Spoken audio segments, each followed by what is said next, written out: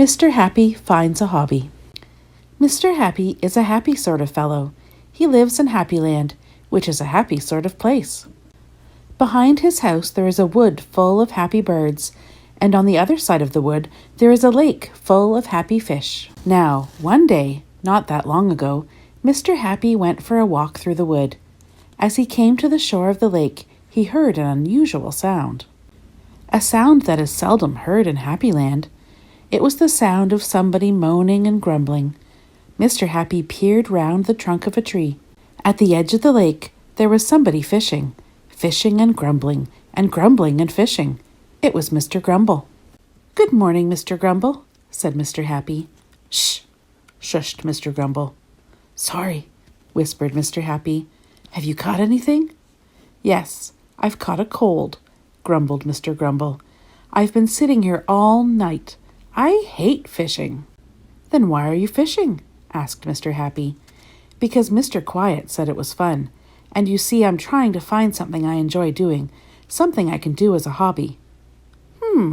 Pondered Mr. Happy. "I might be able to help. Come on, let's see if we can find you a hobby." As they walked along, Mr. Happy thought long and hard, and as he thought, Mr. Grumble grumbled. He grumbled about the noise the birds were making. He grumbled about having to walk. But most of all, he grumbled about not having a hobby. Grumble, grumble, grumble. First of all, they met Mr. Rush in his car. Mr. Happy explained what they were doing. "What's your hobby?" asked Mr. Grumble.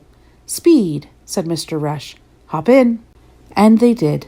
Mr. Grumble very quickly decided that he did not like going fast. Next they met little Miss Giggles. "What's your hobby?" asked Mr. Grumble. "I tee-hee, like tee-hee, giggling," giggled little Miss Giggles. So they went to the circus to see the clowns.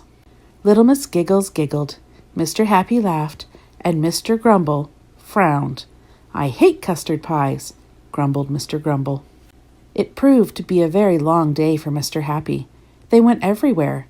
They went to Little Miss Splendid's house, but Mr. Grumble did not like hats.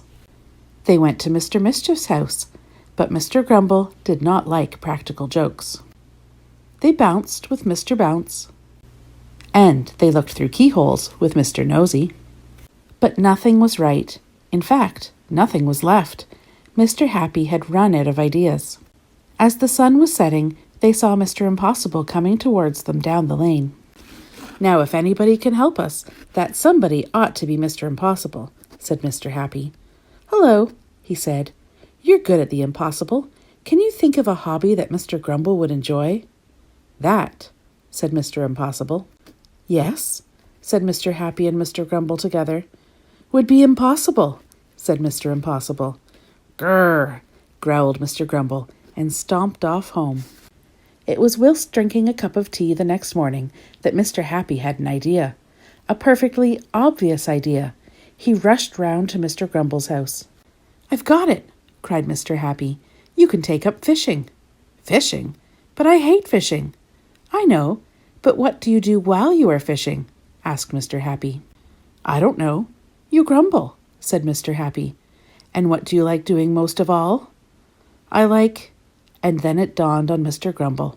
"I like grumbling." Mr. Grumble looked at Mr. Happy, and then for the first time, in a very long time, he smiled. A very small smile, but a smile all the same.